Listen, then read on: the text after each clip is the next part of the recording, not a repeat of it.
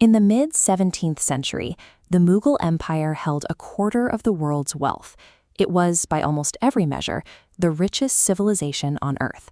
From the mountains of Kabul down to the edges of the Deccan Plateau, the empire commanded a massive global export network in textiles, spices, and precious metals. European merchants sent home reports of courts overflowing with uncut diamonds and solid gold thrones, and monumental architecture built on a scale that dwarfed the palaces of Paris and London.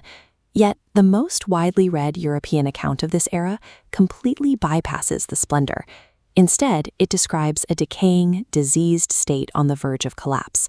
When a travel diary contradicts everything we know about a golden age, we have to look closely at the person holding the pen. XII Bernier arrived in India in 1658. He was not a military conqueror looking for glory, nor a missionary seeking converts. He was a French physician. Because of his medical training, Bernier approached societies the way he approached bodies. He ignored the cosmetic surface and probed for underlying structural symptoms. In his best-selling book, Travels in the Mughal Empire, Bernier recorded a severe imbalance. His attention was drawn to the crushing poverty of the general population, documenting this exact disparity everywhere he traveled, from crowded alleys to remote villages. The misery was systemic. Bernier viewed the population through a clinical lens, treating widespread poverty as a diagnostic indicator of a terminally ill state. His medical gaze shifted the European perspective of India, defining it not by its gold, but by its rot. Bernier spent 12 years cataloging the lives of Mughal subjects. He noted that artisans hid their money to avoid extortion, peasants starved during poor harvests, and even wealthy nobles lived in constant fear of losing their status. He concluded that every single one of these symptoms traced back to one structural flaw. The emperor possessed absolute ownership of all land. We can track his economic logic here. Since peasants couldn't own the soil they worked or pass it to their children, they had zero incentive to improve it.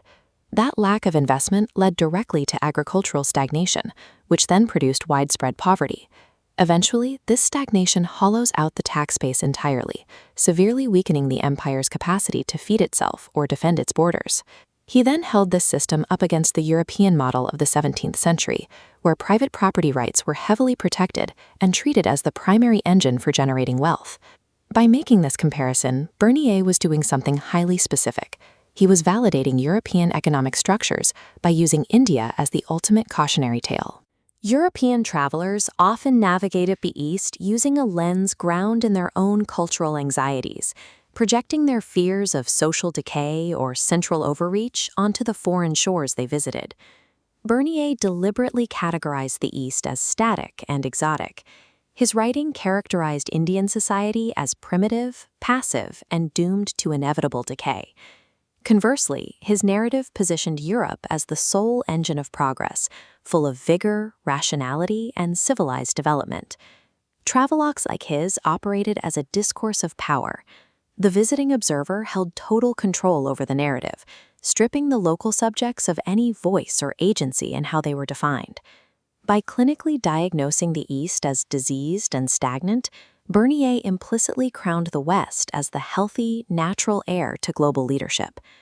To grasp the full purpose of his book, we have to follow Bernier back to France, where the monarchy was rapidly consolidating absolute power over its citizens. Bernier's foreign travelogue served as a vehicle for a domestic political manifesto.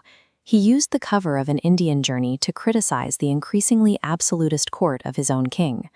Bernier aimed his prescription directly at European monarchs, warning them that if they continued to centralize wealth and strip private property from their subjects, they would destroy their own nations.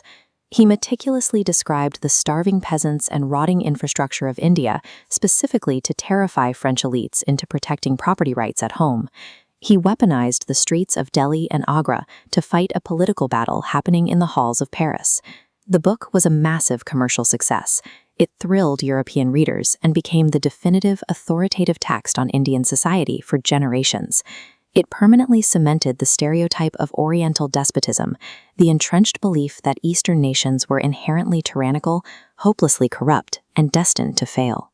By framing Eastern societies as inherently stagnant, These travelogues built the intellectual foundation for the academic discipline of Orientalism. Over time, this discourse of power evolved into a moral framework that redefined the region as a space requiring European management, directly justifying colonial expansion.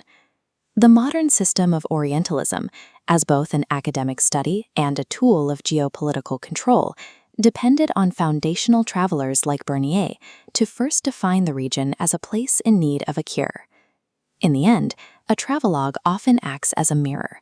The words written on the page reveal far less about the reality of the destination and much more about the anxieties and ambitions of the traveler's own home.